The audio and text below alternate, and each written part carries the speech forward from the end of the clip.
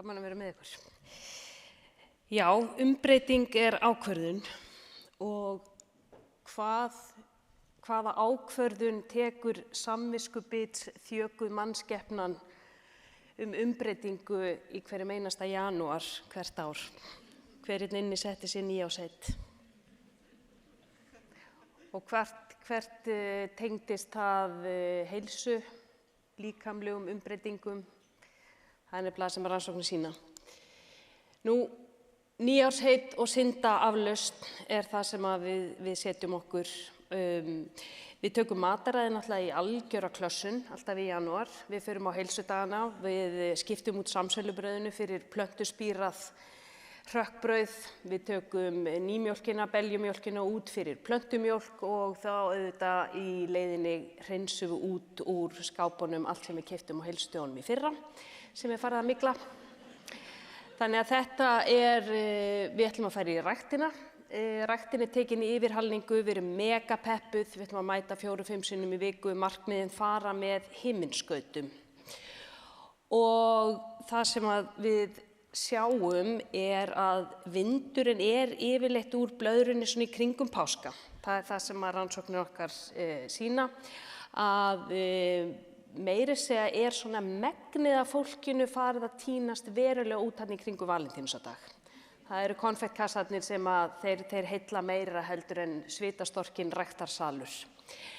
En þetta svona 3,74 mánuðir að meðaltali sem við höldum okkur við venjurnar og rannsóknir sýna að það séu 9% sem ná markmiðum sínum, sem þýðir að það rúmlega 90% sem að setja sér þessi sömu markmið aftur og aftur ár eftir ár. Einhver að tengja? Mögulega. Og af hverju viðhaldast ekki venjurnar? Og þá kemur nú okkar starf sálfræðinganna inn. Og hér í kvöld, eða í dag, þá finn ég verulega til smæðar minnar og vanmáttar því að hér innan þessar kanónur sem hér eru með PhD og fleiri skammstafanir fyrir aftan nafnið sitt, að þá get ég alveg sagt að þú getur smíðað öll öppin sem þú vilt, vinur. Ég í því að breyta hegðun fólks og ekki bara einhverri hegðun heldur heilsuhegðun. Þannig að ég mögulega reyna að kljúfa atóm.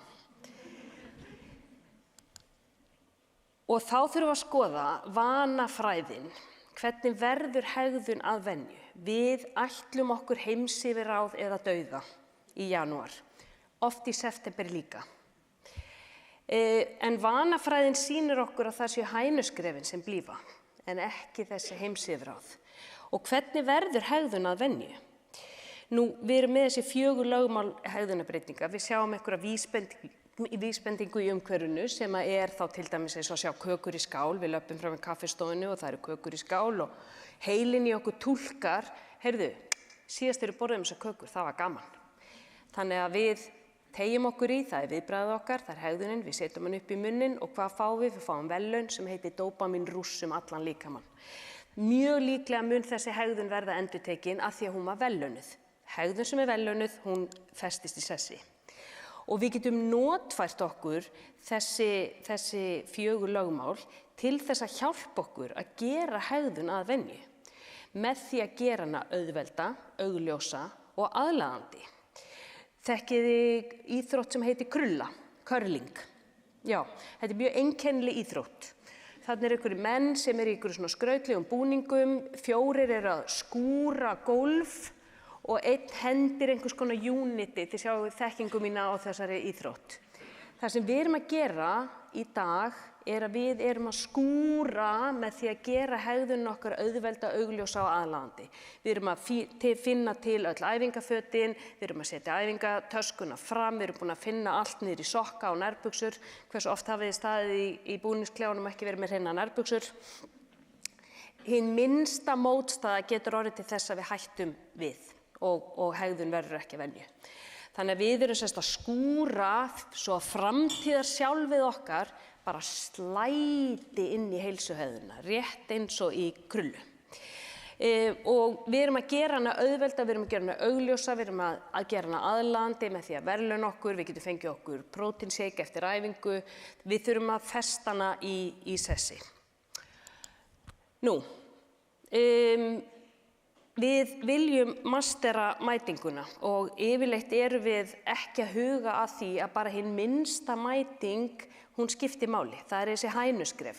Við finnum hið fullkomna æfingaprógram, við ætlum að fara í ræktina 5 sinnum í viku í 90 mínútur og þetta það sem við ætlum að gera. Og ég man eftir, ég ætla að segja ykkur eina sögu af skjólstæðingi, hún myndi endilega að fara að byrja að synda. Og hún var alltaf einhvern veginn að detta út og þegar ég fór að fletta ofan af þessu þá var hún að reyna að fara 3 sinnum í viku að synda 800 metra í senn. Og ég segi henni af hverju þetta fara svona oft og af hverju þetta synda svona lengi, vegna þess að ég var þar þegar ég hætti. Geturðu farið kannski 1 sinni í viku og synt í 200 metra? Æ, það tekur því ekki. En þú ert að fara 0 metra í marga vikur. Þannig að við erum svona svolítið í þessu allt eða ekkert hugsun. Þannig að masterum mætinguna og byggjum svo ofan á hana. Festum venjuna í sessi og svo getum við fara að beita einhverju ákefð og lengd og tíma. Þannig að það getur lækkað þröskuldinn svolítið fyrir mætinguna. Nú, það sem við sjáum að lífið hendir í okkur vesenni. Þetta nú ekki alltaf bara, við erum ekkert að slæta neitt eins og í krullunni. Við erum búin að ná góðu rönni í mataræðinu og það kemur einhver múæsing í vinnunni og það allir að fara eitthvað út í eitthvað pizza og bjór og eitthvað og við bara svona rúllum með, ætlum ekki að vera einhver félagsskítur og rúllum með. Nú þá náttúrulega allt ónýtt, eða ekki? Og þá kemur gaur sem ég kalla fuck it, þekkið hann? Æ, fuck it maður, ég bara, þú veist, á morgun, ég byrja eftir á morgun.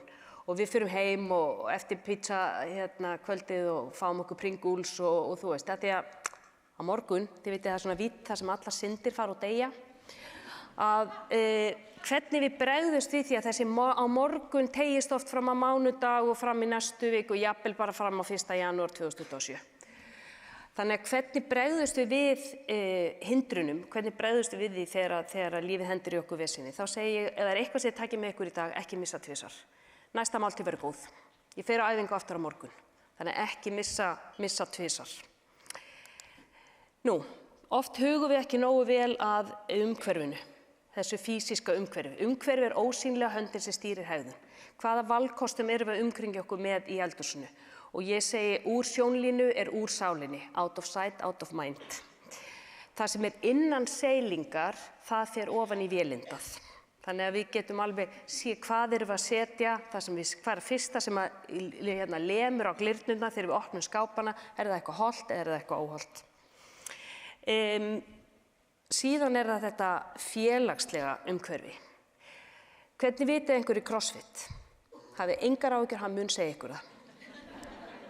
Þið þekkið það að fólk fyrir CrossFit til þess að koma sér í form og allt í einu að koma með hnélífar og það komið í einhverja lyftingaskó og það að borða eins og neandertalsmaður.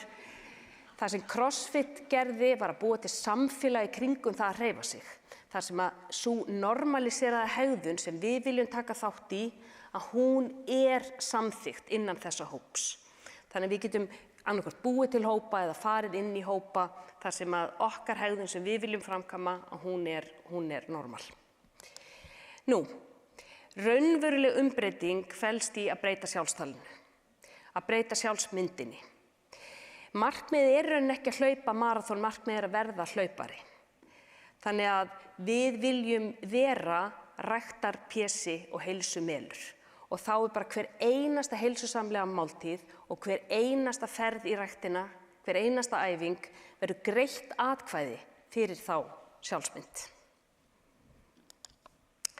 Þannig að hér samantekt, ég komin 2 mínútur fram yfir. Elva, þú varst mjög bjartsýn að setja bekkjarsystur þína gömlu hérna og ætla að láta hana halda sig við það. En takk fyrir mig kærlega.